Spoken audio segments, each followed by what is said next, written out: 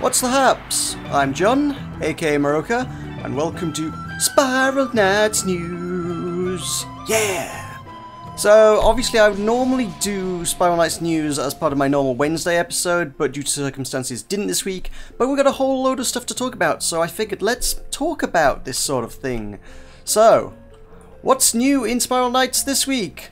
Firstly, you're going to see a lot more hats around. For example, is that guy wearing one? No, he's just got the tabard on. But the old rose hats, the rose regalia, like the ones I'm wearing, they're back, but they're in new colours, so we're going to head to the auction house and I'm going to peruse them and find some that I can show for you. If you're interested in getting the classic ones, pretty much all of them do seem to be up for auction on the featured auctions at the minute. Many of them have no bids, which is very strange. If you want a black rose, you could snag one for $1 million there, which is interesting, and a chapeau for $2 million. But that's not all. There's obviously entirely new ones, so let's type in rose here and see what we can't find. So we've got Garnet, Malachite, and Moonstone are the shiny new ones. So let's take a preview of the Moonstone. There's our Moonstone tabard and the chapeau to go with it. So this set clearly matches the polar gear quite well. If you've got any old polar accessories hanging around from the recent polar promotion over Christmas, well, they might go quite nicely with this set. That would be quite useful. We've got the Garnet, which is here. It's a nice red, fiery one. I would say it would go quite nicely with... Can we find a hat? Can we? No, clearly can't find a hat. Okay. Garnet. Let's find a hat to match this. There's a... Wow. Okay. So there's nobody at the moment selling the hats. But this set does match the volcanic set. I'll see if I can find a player. I cannot immediately find a player wearing it, but there's a guy, MRSB of Crystal Flame. Let's have a look at them in their Malachite set. Okay, there's the green one. This doesn't appear to match much in any way of sets, but it's a very shiny neon green set, and I do kind of like that just because it's so horrifyingly luminous. But there you go, that's the 3 new sets. How do you acquire them?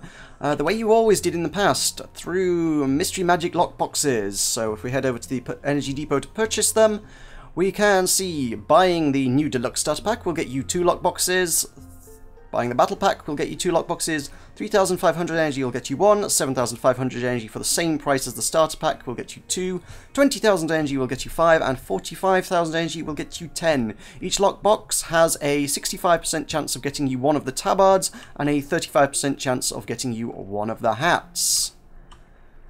But there's more than just the Rose Regalia in the news this week.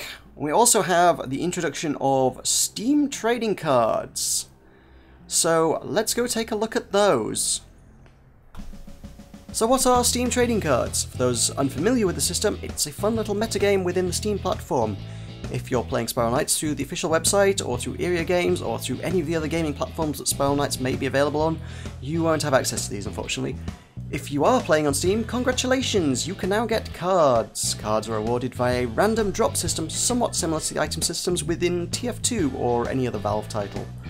Cards will be acquired as long as the game is running. You don't need to be actively playing. The game only checks to see the EXE is launched, not that you're actively killing Vanajuk as opposed to, say, sitting idle at the title screen. When you receive a card, you will receive a notification at the top of the screen like this. Typically cards are awarded in a number equal to half the total number of cards available in the game. So if a game, for example, has 10 cards to collect, you'll receive 5 and you'll need to trade with other players in order to complete the set. Free-to-play games like Spiral Knights are handled a little differently, with 1 card drop being earned for every approximately $9 US spent in-game. This includes money you've spent prior to the addition of cards, so any energy you've bought in the past will count, but as far as I'm aware, this doesn't apply to DLC like Operation Crimson Hammer or the Guardian's Armor Pack. Additionally, once you've reached your card limit, you'll be able to acquire booster packs. Booster packs contain 3 random cards from the relevant set, and a number of booster packs will be given out at random to eligible players every time another player crafts the badge of that game. So if, for example, I were to craft the Spiral Knights badge, a number of Spiral Knights booster packs will be given out at random to other people who have already received all of their card drops. If you still have cards left to drop in-game, you won't be eligible for the booster packs. In order to be eligible, you also need to have logged into Steam within last week, so if you haven't logged in recently, you won't be able to get those. The booster packs can drop at any time. You don't actually need to be logged into either Spiral Knights or Steam in order to acquire them, so you can log into Steam and find yourself a nice surprise on occasion. If you complete the entire set, you will be awarded a badge which you can then display on your Steam profile. Each set of cards can be completed up to 5 times, and that will upgrade your badge each time. Crafting the badges will also give you various little community things like emoticons or profile backgrounds, just general Steam community fun little things to play with. There's also an entirely separate set. Each card can also drop in a foil variant, which is considerably rarer than the standard cards, and only a dedicated few will tend to collect these. Because of their rarity, the community generally tends to value them as higher. If you're trying to trade cards for them, you can expect to trade multiple cards in exchange for one foil card. If you're looking on the Steam Marketplace to purchase them, you can expect to pay a little bit more for them. Spiral Knights itself has 12 cards to collect total, which if you were to try and do that through pure energy purchases would equate to about $108, which is obviously a little bit steep for a set of cards.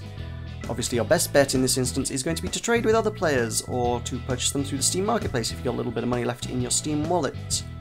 If you want nothing to do with the system, you could also sell your cards through the same marketplace. Assuming you are eligible, there's a few requirements in order to be able to use that. People did complain when I told them to buy the Iron Wolf set in the past that they couldn't access it. So there's a few minimum requirements. Basically, it just requires you to at least be slightly involved in the Steam system. It requires you to be level 5 on the community, which isn't terribly hard to do if you've played much on Steam in the past.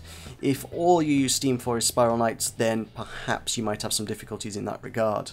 These cards can then be sold through the marketplace, and most cards will typically retail to other players for anywhere between 3 as a minimum, there is a hard minimum on that, and about 20 pence. Your mileage may vary depending on game. Super popular games are going to have hundreds of cards in circulation and they're going to be not worth a lot, whereas games that only a handful of people have ever played, like, oh I don't know, Cherry Tree High Comedy Club, those cards tend to be worth a bit more because there aren't too many of those around. So that should bring you up to speed with everything you need to know about the Steam trading card system. If you didn't know much about them before, you now know everything about them. And that will just about do it for Spiral Knights news this week. That's everything there is to talk about. Thank you very much for watching. I've been Meroka, and I shall see you next time.